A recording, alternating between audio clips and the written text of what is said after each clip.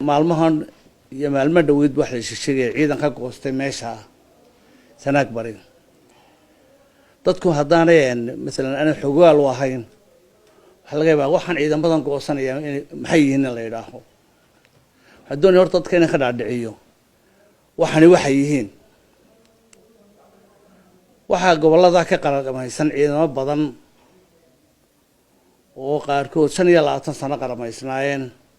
oo deegaankooda fadhiya wax hawlo oo ay qaranka u qabtaan aanay jirin hawlgal ma fuliyaan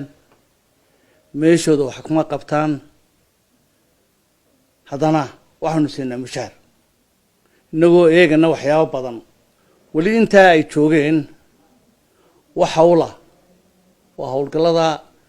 ka socda wadanka waxba kama fulin حتى تدور شو إنك وحنا في الخماية قبل ونهلكوا بينكم مسروفن مدوح يكون عادي واحد نكون روارن بران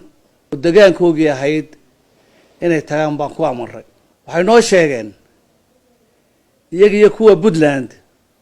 إنه يشيس كده هي أو أنا يسوي رارن أي هيد مركا قلدي كلا بودلاند ما يكرب حداي سيدا أودد أنا قلنا أنا ورر كراين وأنا كنت النبيله عيدا كم مرة عين بدي لكن وحرة واحد تجي سراكيشي وقامنسي وحا هالكا كم مقاطي مدة إنه ليش وجنب خيامون يخص عدين قرن كنا ما بحنا العق بلاش والله بحيو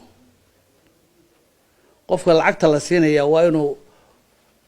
بحيل لو حلوسي إلا كوقبتها سيدا عيدا ما ذاك لا جداه جوجا أو شقيان وأنا أوشقيان إذا ما ذاك عليه مالها جوجانا نقول هذا واجب كيف فلين كراين إنه العقة تماه إنه سيد جوجانا ما والله صاير أنت أصلا بنقول إنه والله صاير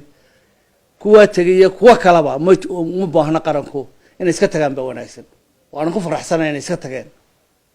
حي لو واحد قرنكو واحد قرش هاي إنه ولا فرديان مشيرو العق بلاشة وضد عشور تذكر له الرياء ويبلاش وقاتان أيان أيون بيقاتان واحد نقص النقد ينوفليان مجرو مركزك عين كاسو كلون أنا كتجان ومركو هربا قضي عليه ده النقطة رمية اللقمة يصير كرو وعلى وين مهتين يكون نقتي taliyaha ciidamada qaranka Soomaaliland sareeya gaasnuux Ismaaciil Taali sidoo kale waxa uu ka hadlay Korneyl Caare oo ka tirsanaan jiray ciidamada militariga ee Soomaaliland oo sheegay inuu ka goostay kuna dhawaaqay jabhad la dagaalanta ciidamada isagoo taliyuhu sheegay in Korneyl Caare yahay dambiile qaran oo geystay dilal Caare waxa Korneyl ka tirsan ciidamada waana ogyihiin ciidamada way yaqaanaan in dib badan oo dhibaatooyin badan sanad ka geystay waxa halkan miiskan saraakiisha joogtaan baa ku xidhnaa isagoo afar nin loo haystay dilkood rag baa ololeeyo ninka la sidaayay leeyahay kiiskiisi sidii buu yaalaa ee maxkamadda waxa yirtay halka markuu tagayna uu muddo joogayna waa ka dhacay mushaarkii ciidanka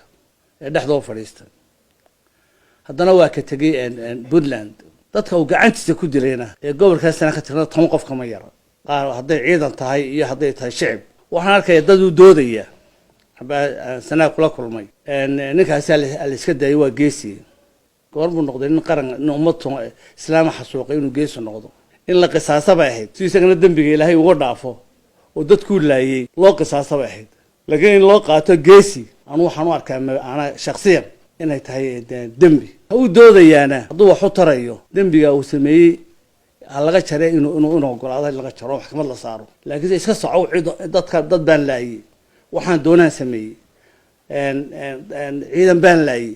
haddana iska soco anu waxaan arkayaa khalad qarankuna waxa weeye sharci buu leeyahay sharcigaayna kala haga qofkii dambi galay in maxkamad la saaro sharciga hadda oranaya marka waxaan leeyahay dadka uu doodaya Caare uu doodaya waa dambiil Caare